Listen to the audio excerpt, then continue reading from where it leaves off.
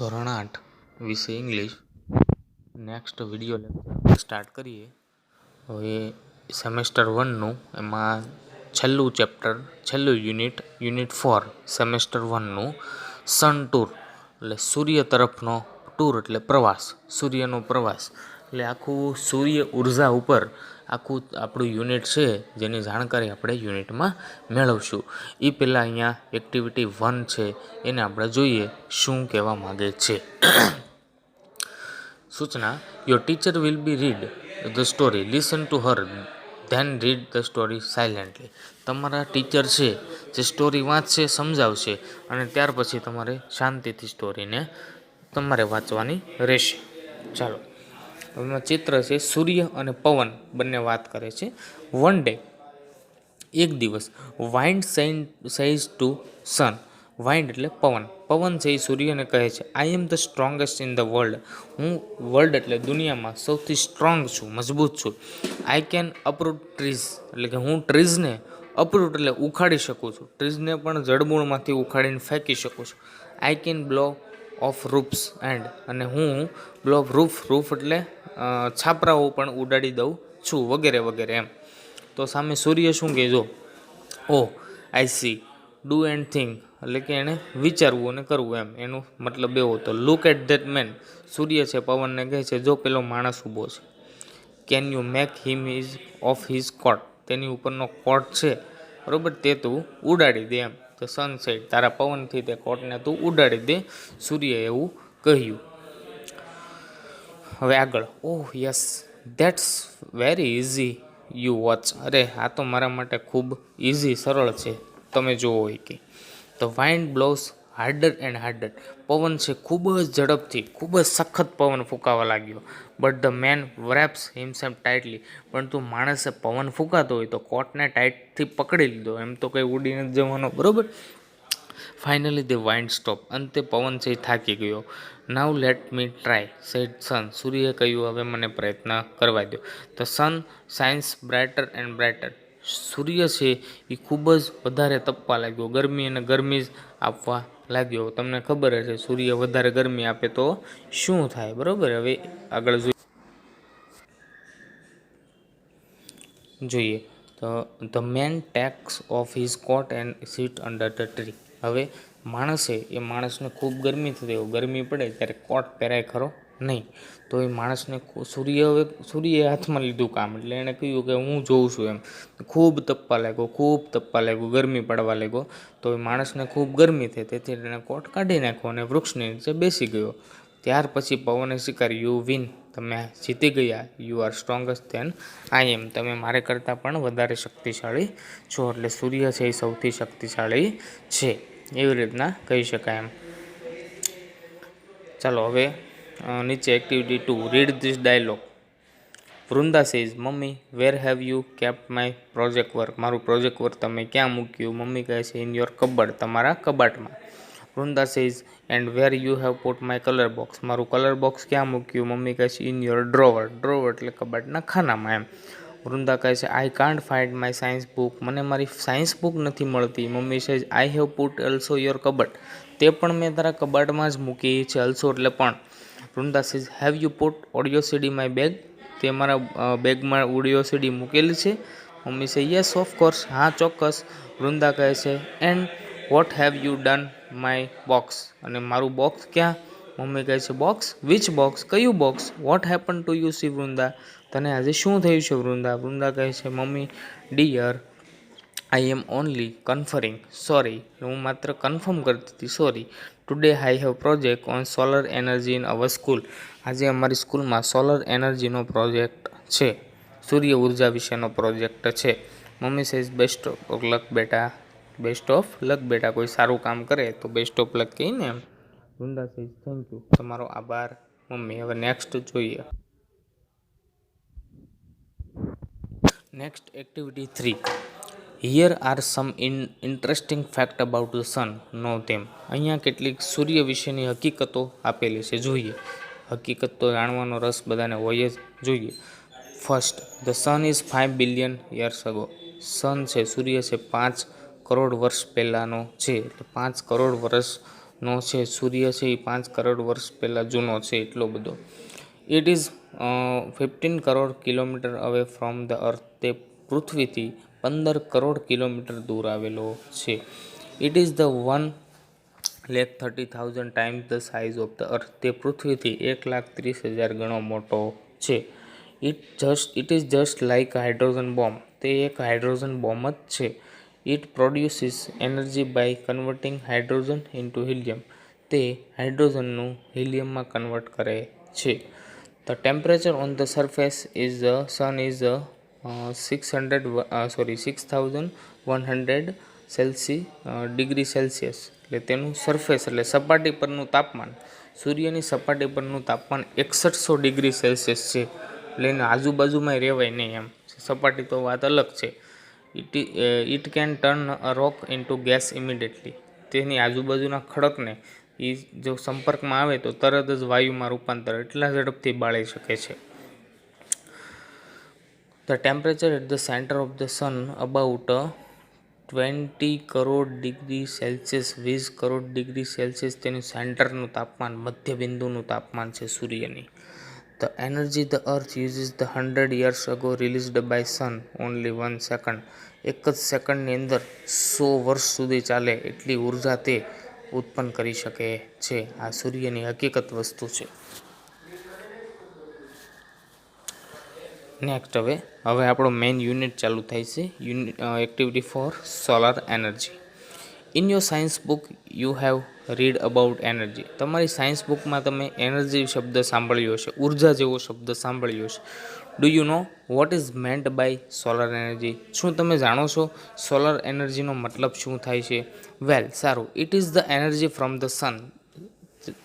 Solar એનર્જીનો મતલબ થાય છે સૂર્યમાંથી આવતી ઉર્જા. Solar means from the son.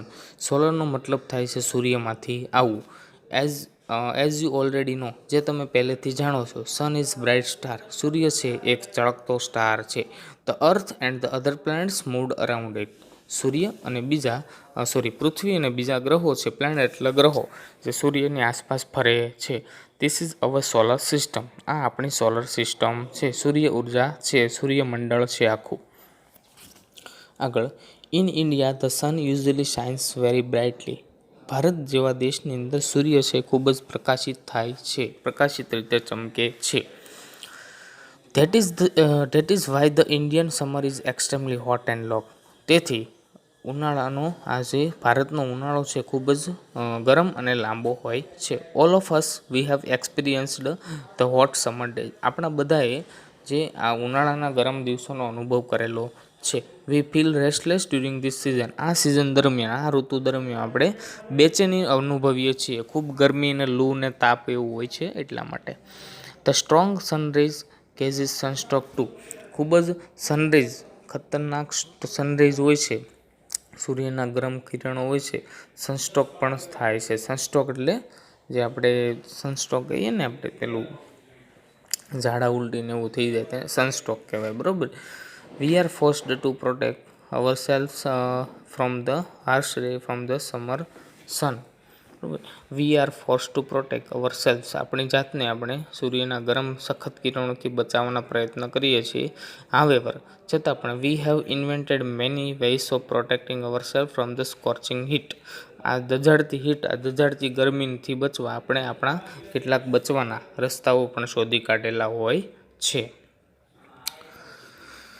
Now we have found a way use of hot rays of the sun. હવે આપણે આ સૂર્યના ગરમ કિરણોનો ઉપયોગ કરતાં પણ શીખી લીધું છે. The scientist have successfully converted heat from the sunrays into electricity. આ વૈજ્ઞાનિકોએ આ સૂર્યના ગરમ કિરણોને ઇલેક્ટ્રિસિટીમાં કઈ રૂપાંતર કરીને એનો ઉપયોગ કેવી રીતના કરવો એ પણ શીખી લીધું છે સક્સેસફુલી, સફળતાપૂર્વક. As you know, we need energy to run vehicle, light our homes and street, to cook food, run factories, even to run television set and computer. શું તમે જાણો છો કે આપણે વાહનો ચલાવવા, આપણા ઘરમાં પ્રકાશ આપવા માટે, અથવા શેરીઓમાં પ્રકાશિત કરવા માટે, રસોઈ બનાવવા માટે, ફેક્ટરીઓ ચલાવવા માટે અને એટલું જ નહીં, માત્ર ટેલિવિઝન અને કોમ્પ્યુટર સેટને ચલાવવા માટે પણ આપણે વીજળીનો ઉપયોગ કરીએ છીએ. We make use a different kinds of energy different purpose. આપણે અલગ અલગ હેતુઓથી, પર્પઝ એટલે હેતુઓથી, અલગ અલગ હેતુઓથી અલગ અલગ પ્રકારે આપણે ઉર્જાનો ઉપયોગ કરતા હોઈએ છીએ. ઇન ધ સેમ વે, એ જ રસ્તે, we get energy from various sources. અને અલગ અલગ પ્રકારથી આપણને સોર્સિસ એટલે ઉર્જાઓ,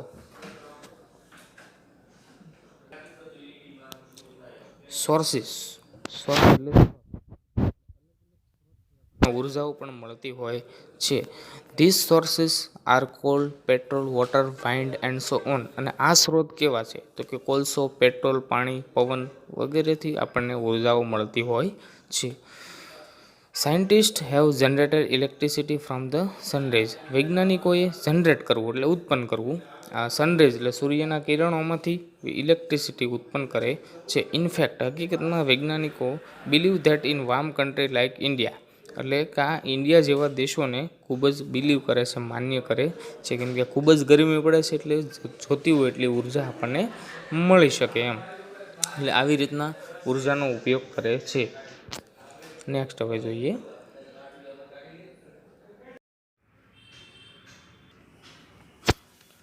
India has major source of energy. India પાસે એનર્જીનો, ઉર્જાનો ખૂબ મોટો જથ્થો છે, સૂર્ય ઉર્જા.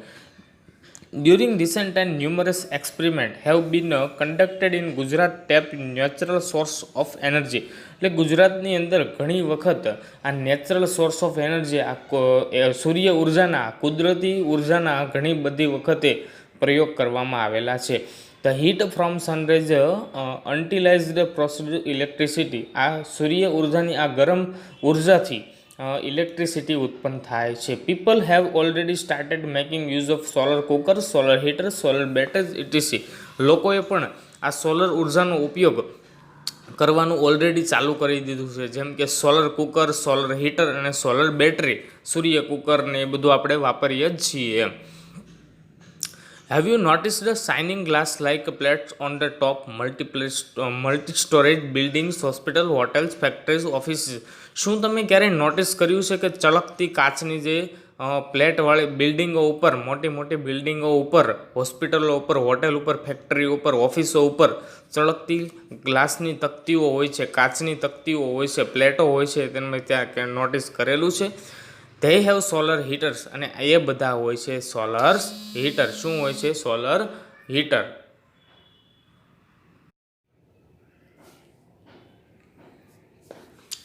ધે આર સોલર હીટર, એટલે એ હોય છે સોલર હીટર.